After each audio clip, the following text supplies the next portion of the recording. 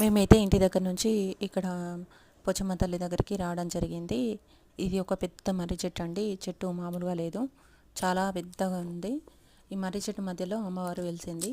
ఇంకా టెంపుల్ గిట్ట కట్టలేదు. చాలా సంవత్సరాల నుండి ఇక్కడ పోచమ్మ తల్లి ఇలాగే ఉంది. అందరూ ఇక్కడ వచ్చి పూజలు చేస్తారు. ఒక బండలో వెలిసింది.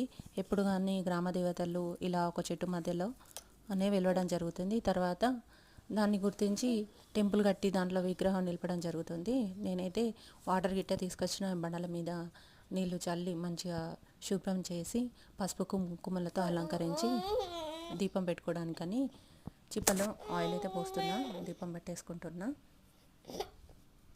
నెక్స్ట్ అగరబత్తులు పెట్టేసిన, నైవేద్యం కూడా పెట్టిన, బెల్లం పుట్నాలు ఇక్కడ బెల్లం పుట్నాలతో పెట్టిన.